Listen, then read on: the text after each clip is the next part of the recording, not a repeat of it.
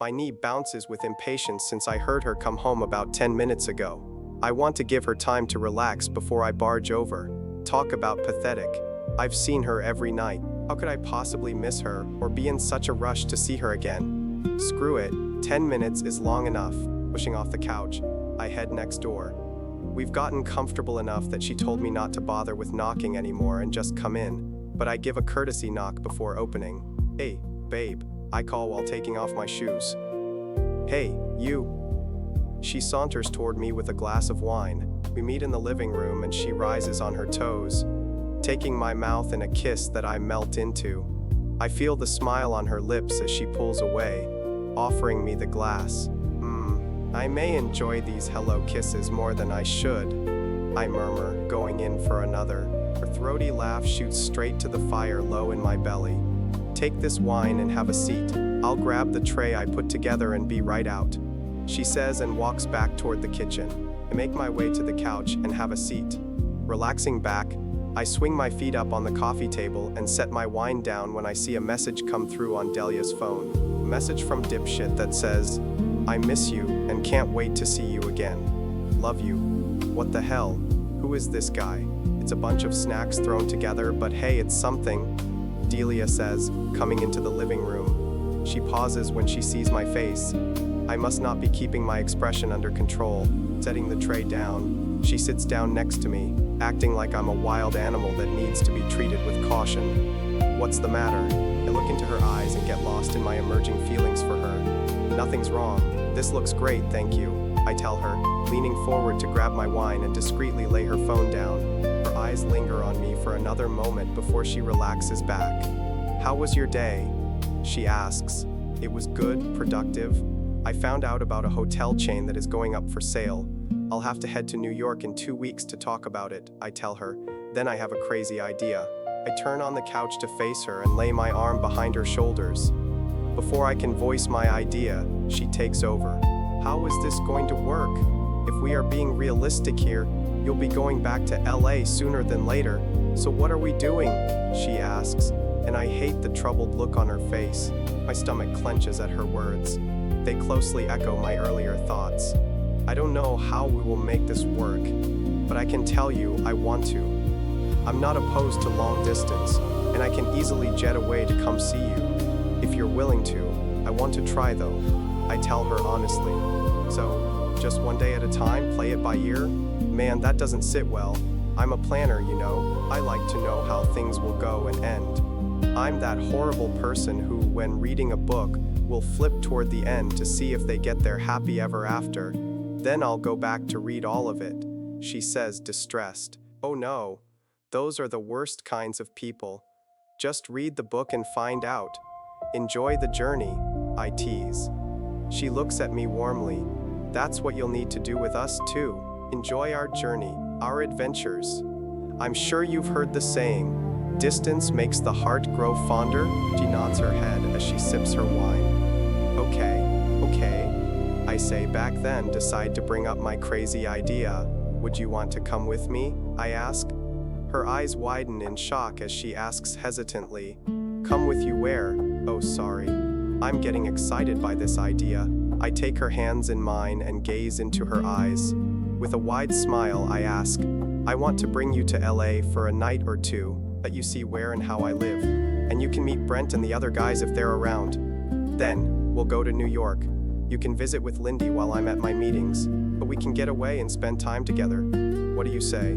That sounds crazy, but yes, I'll check with Cece and Julian if you want to get me the actual dates and see if I can work it out.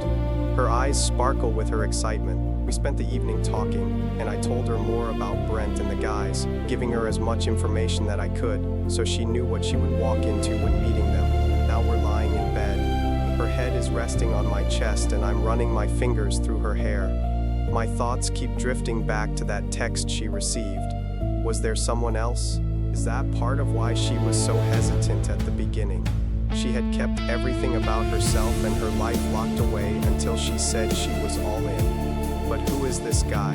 And when exactly will he be seeing her again? Hey, are you still awake? I whisper. She hums. Before you decided to go all in on this relationship, was Was there someone else that was holding you back? I ask, deciding to get it out there. She shifts, yawning, barely able to keep her eyes open. No, there has been no one since my ex-Jer. It was just myself getting in my own way with us. Do you still talk with your ex? I ask. I feel her yawn again and burrow further into me. Not willingly, she murmurs. While I gather my thoughts, I hear a little snore from her. I won't dwell on it anymore tonight. With a kiss on her forehead, I gather her closer and drift off to sleep. Logan takes my hand as I walk down the steps from his jet. Thank you, sir. I jest with him as he kisses my hand. Anything for you, my lady? The perks of being a billionaire, your own private jet, and a car waiting on the tarmac for you. What a life. He ushers me into the car, and we wait while they load our luggage. We're going to head straight to my place, but we'll head out shortly, and you'll be able to meet Brent, Lance, and Leo, and I will apologize 1,000 times over for them, he says. I chuckle at him. I'm sure it will be just fine. If I can handle Lindy, I'm sure I can handle the male versions of her too. His laugh is deep as he presses a kiss to my shoulder, trailing it up to my neck and nipping my ear. Thank you for coming on this trip with me. It's nice to have you by my side, he whispers in my ear. My eyes open after they had fallen closed, enjoying his journey up my neck, and turn to kiss him. We make out shamelessly in the back seat until his driver announces we've arrived. He scoots out of the car first, then holds out a hand for me. What a gentleman. You say that like it's a first for you. Have I not been a perfect gentleman since the moment we met? Oh, no doubt you have. You've always put me first, I say suggestively. You know it, he says as he leads me through an elegant lobby with a doorman to who he nods to. Taking out a black keycard, he uses it in the elevator to unlock the penthouse. Wow. My jaw drops as I walk out of the elevator into his house. Pristine and clean are the two words that come to mind. It's an open floor plan. I can see the kitchen, living room, and dining room all from the door. White and black couches, stainless steel appliances, and a wall of windows overlooking the city. Wow, this view is amazing. It's almost better than the view I had in New York overlooking Central Park. Almost, I tell him. Oh yeah, that great of a view, huh? He asks. Yeah, it was my favorite thing about living there. I would stand at the window and get lost in the view. I say, looking out, I could do that here. I mumble. Could you now? He smirks at me. He gives me a tour and saves his bedroom for last. A king-size bed sits in the middle of the room with a large desk off by the balcony doors. Do you like this view better? A shiver courses through me as his hot breath teases my ear. I turn in his arms.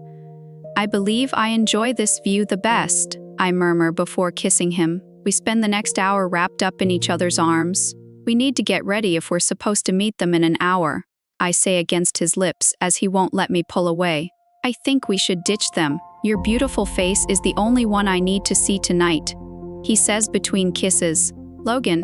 I push him onto his back and he willingly goes as I straddle him.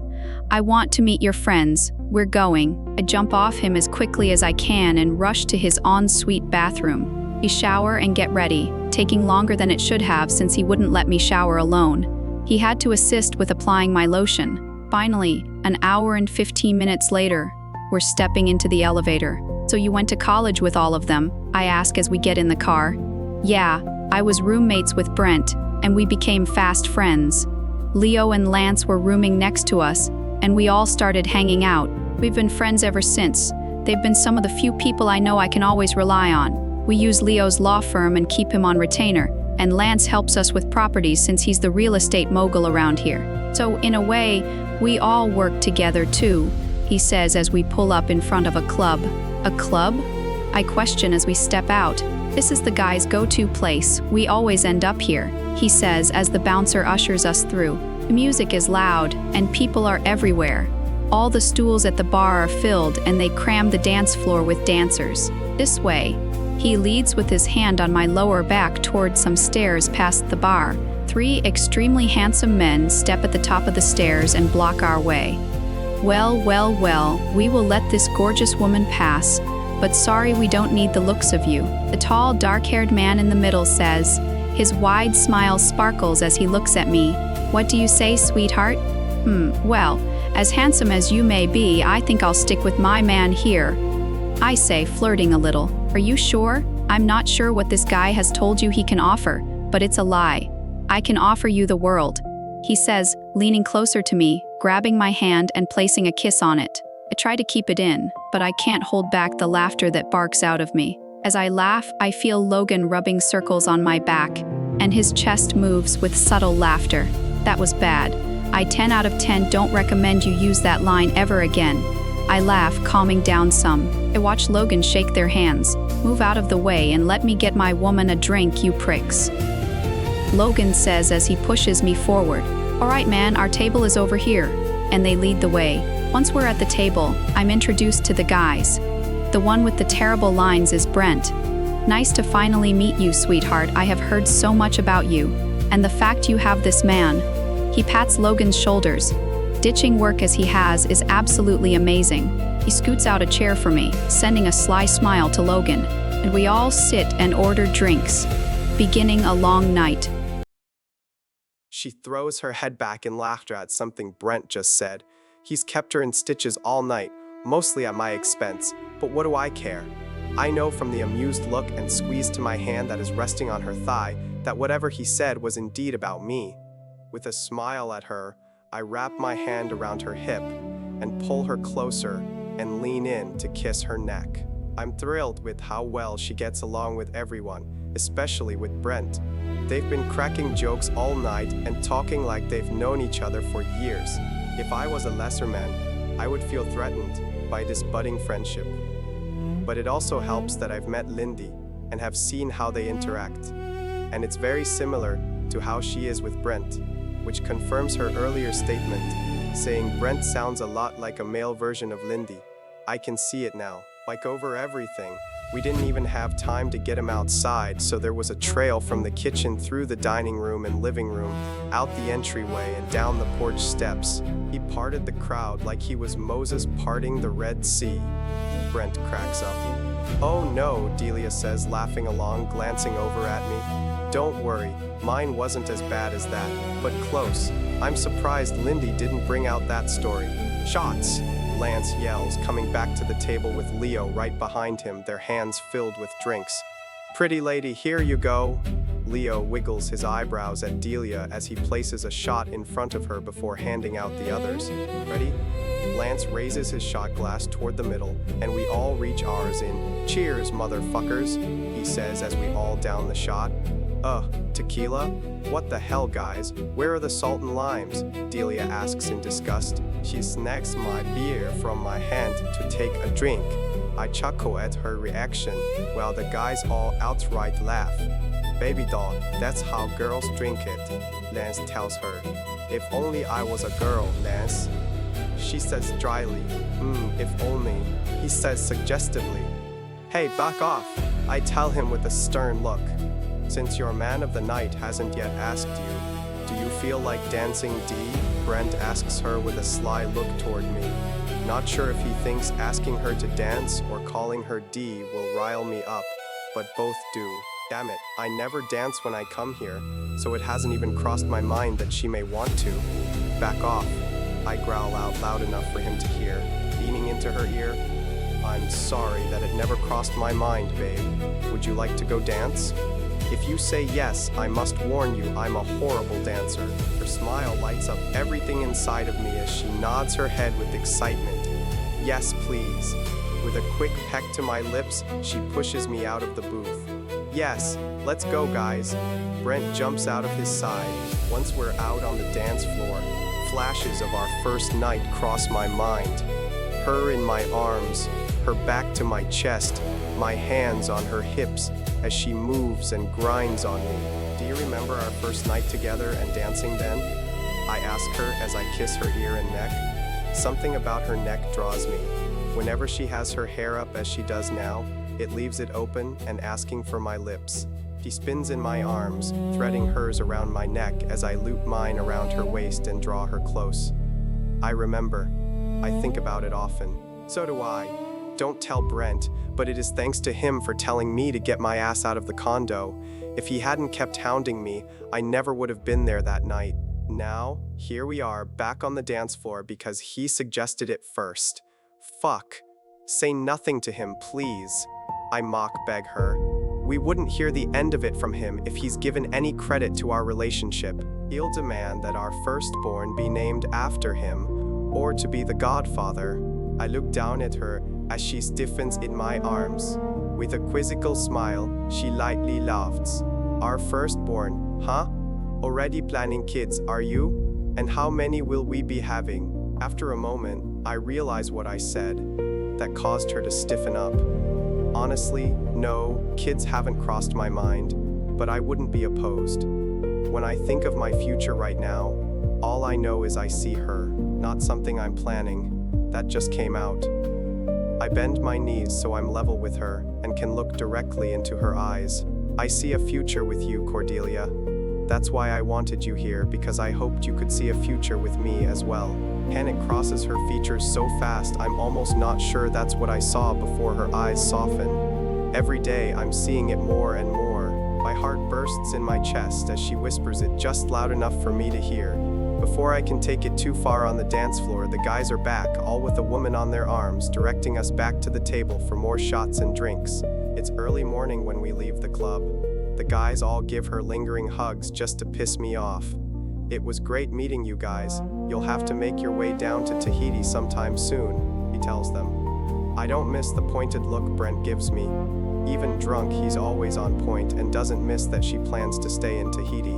With a slight shake of my head, I tell him I don't want to talk about it. When he and I talked last, we planned on me being back in LA after the new year, only weeks away. Not something I've talked with Delia about yet.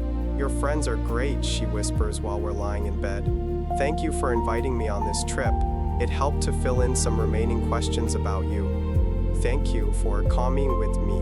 I swear this conversation feels like deja vu. I say, and I see how Lindy is a female Brent. Seeing you two tonight was just like how you were with Lindy. Her laughter shakes me. Right, they are the same person. I know how blessed I am to have Lindy, and after you told me what growing up was like for you, and after meeting him, I'm glad you have a male Lindy, she says, making me laugh. I'm glad you got along with them all so well, especially Brent. He's like a brother to me. He's the closest person I have. So it means a lot to me you met him. Now let's get some sleep, love. We leave tomorrow afternoon for New York. With a kiss on her forehead, I turn off the lamp and hold her close. If it's not my favorite couple, what a surprise to see you here this morning, Brent says, walking up to our table. Good morning, Brent. We just placed our order, but would you like to join us?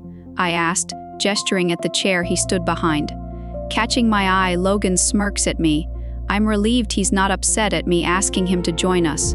Have a seat, Brent, Logan says as he raises a hand to catch our server's attention. I imagine your evening was enjoyable with Sadie.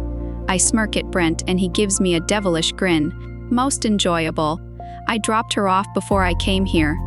I'm sorry your night wasn't. I'm sure the old man here passed out as soon as he hit the mattress, he jokes. I offer him my own sly smile, neither confirming nor denying. You're the same age as I am, asshole, Logan grumbles. Now, Brent, are you the type of guy that will call Sadie or never see her again? I ask. One and done, my dear, except for a few I keep on call, he says seriously. Gross. It would be a shame if they took you off the market. I noticed all the women fawning over you guys last night. I say, then look at Logan. You too, old man. You didn't go without your admirers, even with me by your side. Can't say I noticed anyone but you, he says, holding my gaze, and I see the honesty in it. Well, of course, the most eligible bachelor of LA had his admirers. He can't walk down the street without causing a catfight or two, Brent jokes. Oh, that's right. I forgot you held that most prestigious title. Well, aren't I a lucky gal? I flutter my lashes and bring my hand to my chest. We enjoy the rest of our brunch with conversation and laughter. It was nice to get to know Brent outside of a club and alcohol. I liked him just as much. Delia, it was my absolute pleasure to meet you. Brent grabs a hold of my hands. I cannot tell you how happy you make him. This has to be the most relaxed and, dare I say, carefree that I have ever seen him. Even in our college years, he was serious and work-focused. You are a gem, exactly what he never knew he needed. Don't break his heart, he says seriously. We stand as Logan returns from the restroom. Brent leans forward and kisses me on the cheek. Seriously, it was a pleasure meeting you. Have a safe trip, you guys. I'll talk with you soon, pal. He gives Logan a man hug before he leaves. Bye, Brent, I wave. Did I see him kiss you? Logan asks as he wraps an arm around my back. Only on the cheek, I say as I lean up to kiss him. It's now mid-afternoon as we head to the tarmac to leave for New York. We'll be getting in around 8 tonight, so I figured once we're in the suite, we'll order room service if that sounds good to you. Logan asks as we strap in on the jet. Sounds perfect to me. I was also thinking you should go see Lindy if she's around while I'm at my meetings tomorrow. Or I guess you can do whatever you wanted since you are familiar with the area. He chuckles. Seeing Lindy sounds like an excellent idea, and I do know she'll be around. Where are we staying? I ask. His smile widens. Oh, at a place called Courtyard Suites. For real? Aw, yay! I bounce in my seat with excitement. Roger knows we'll be there, and he sounded just as excited to see you. Love, time to wake up. I swat at the tickling in my ear, which is replaced with a deep chuckle. We're about to land, so you need to sit back up and buckle up, love, the voice says. I don't want to. Swatting again. I can feel my seat being set up, and a hand reaching around my waist, but can't wake myself up. Not too long after, I feel myself being jostled out of my seat and encompassed in warm arms. I snuggle into the large chest and fall back asleep. All right, love, now I need you to wake up. We've arrived at the hotel.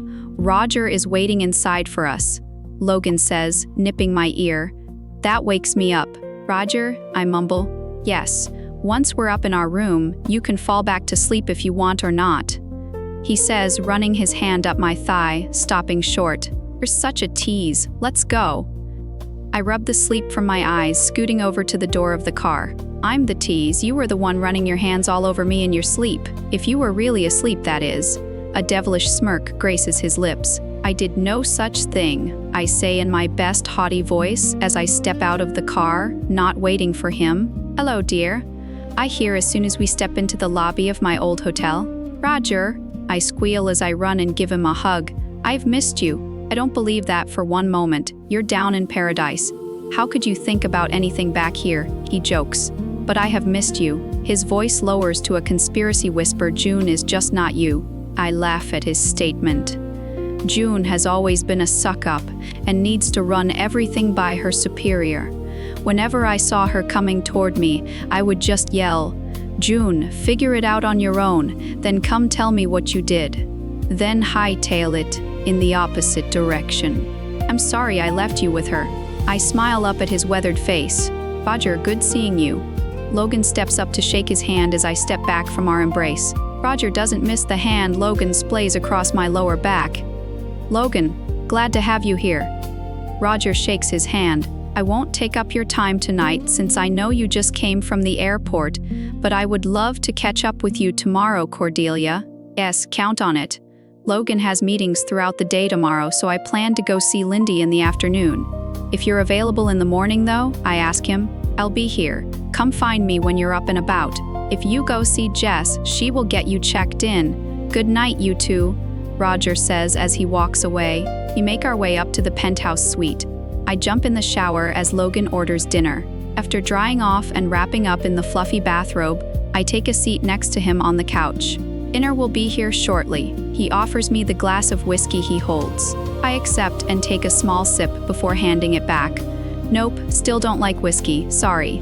I tell him, trying to get the taste out of my mouth. He laughs at my antics. I have wine on the way for you, he tells me. I kiss his cheek and linger. So thoughtful. Thank you. And he is. There's nothing he doesn't think of before I have to ask. This feels very domestic, I whisper against Logan's lips as I kiss him in the elevator. Pulling away, I hope your meetings go well. I must agree, but I don't mind it at all. Especially knowing when I'm done with these meetings, I get to come back to you, he murmurs, stealing another kiss before the doors open. Let's plan on going out for dinner. I'll text you the details, and when I know I'll be finishing up, is that okay? He asks. Perfect. Bye. I wave as I walk to the front desk and he walks out to the waiting car. "Oh my goodness, Cordelia, is that you?" I can hear the Brooklyn draw across the room and I'm heading straight for it. "Good morning, June. How have you been?" I ask and wish I hadn't. "Oh, we have missed you just so much. I've been great, just trying to fill your shoes. Not as easy as you made it look." Her high-pitched laughter echoes around us. "Well, it sounds like you're doing a great job. Is Roger around this morning? I need to get away now." "Oh yeah, he will be so happy to see ya. Let me call him." She picks up the phone and while waiting, she taps her long blood-red nails on the desk. "Roger, ya won't believe who's here." "Cordelia is." She goes silent. "Okay," then hangs up the phone. I notice a gentleman walk up behind me, so I step to the side just as Roger walks out from the back room. "Now Cordelia, don't you dare leave for Tahiti without saying goodbye," she says, giving me a severe look. "Wouldn't dream of it, June. I'll be here for a few days, so I'm sure we'll have time to catch up." I say, then look over at Roger, who has his lips curled over his teeth and humor in his eyes. Walking up to him, I whisper, yell, "Don't you dare laugh." "Wouldn't dream of it, Cordelia." He laughs, and I can't help but laugh with him. "I should have known you don't know how to sleep in on a vacation. Have you had breakfast, or would you like to go sit at the cafe and have coffee?" he asks. "Yes, I had breakfast and coffee will always sound amazing. Shall we?" He sweeps his arm in the cafe's direction. "And I'll have you know I slept an extra hour than I normally do, so ha." We spent an hour talking about Tahiti and the resort there, and I tell him about Cece and Julian, and we talk about what's new here. But the whole time I know he's dancing around the one topic he wants to ask about. "Just ask Roger. I can feel it radiating off of you. Spit it out, man," I say, picking up my coffee. "I was trying to be professional and also respect your personal life. But since you gave me the go-ahead." "You and Logan. How did that happen?" he asks. Well, we met for the first time outside of work. My first night in Tahiti, actually. I introduced myself as Delia, so I don't think he thought anything of it either. But we hit it off that first night. And then come to realize later who he was when he walked into my office. And he's been persistent since. He's been down in Tahiti since we met, except for a few trips he's had to make back to LA, you know me. I pushed him away at first because he is my boss, but he wore me down. "Yes, I know how you can be with the rules. You're happy though?" Nodding my head, I reply softly, "Yeah, I am." I tell him about the rumors that are going around and he gives me his sage-old advice. I realize at this moment that he may not have been in my life as long as Lindy, but he's just as important. He's had my back since the day I started here. I always felt I could talk to him about anything and he would give me his honest opinion and advice. How silly have I been? Thinking I've been going alone for so long with only Lindy at my side. I just never opened my eyes to who I really had. Even if I tried to keep a wall up between me and others doesn't mean that they did. They let me in and made me a part of their lives. We finish our coffees and I promise to see him again before I leave. Then I take off for a walk to Central Park. I sat for over an hour on a bench, watching everyone around me. This is something I used to do all the time. I enjoy people watching and imagining what they're doing or going through. There are people walking their dogs, runners, and bikers. The suits that are taking a power walk on their breaks. All these different people and different lives lived. Moms pushing strollers, laughing down at their little ones. Some sad faces you can almost feel the heartbreak they are going through. All taking place in front of my eyes as I sit here and let my life settle. My phone is going off, and I take a moment to notice it. Looking down, I see a few texts from Lindy. She's home now and waiting for my ass to get over there. Her words. With one last deep inhale, I get up and go to Lindy's. "I know I wouldn't have seen you much more anyway since I was away most of the time since I left Tahiti, but it sucks that you live so far away now because I would have at least seen you once or twice by now." "Shut up, bitch, I missed you, okay?" I laugh at Lindy as she pulls me into a hug, still laughing into her hair as she hugs me tight. "I missed you to Lynn." Pushing me away by the shoulders, she walks into her living room, leaving me to close the door. "Where's that hunk of a man of yours?" she asks. "He has meetings today. That is why we're here in New York, and why I'm free to see you." "Oh, is that so? You're only free to see me because he's busy?" Cordelia, I need you to blink twice if you need help getting away from him. She now holds on to my shoulders, looking into my eyes. Shut up, no. That's not a joke, Lindy. I mean, I'm glad you can joke about it after what you went through, but I don't find it funny, I tell her. With a huff, she sits down on her couch. I know, babe, I know, she says with a sad smile. So tell me about LA, she changes the topic. Well, I didn't get to see too much of the city. We got there and went to his place, which is amazing. It's easy to forget his status as a billionaire until you see where he lives, ride in his private jet, drink expensive champagne and wine that I would never look twice at because of the cost. Anyway, we went to his place. We were there until we went that night to a club to meet up with his friends. Making myself at home, I get up and grab a glass of water before sitting back down. I had a great night out with those guys. Lindy, I made instant friends with Brent. He is legit, a male you, and I think that made it so much easier. We spent the night laughing and joking around. I think Logan felt left out some. But it was like I was there with you, just that instant friend connection. That's great. But is he as gorgeous as his pictures? This is the stuff I need to know about my future husband, babe. Even better looking, and the brothers Lance and Leo just gorgeous. Women were watching them all night and did whatever they could to catch their attention.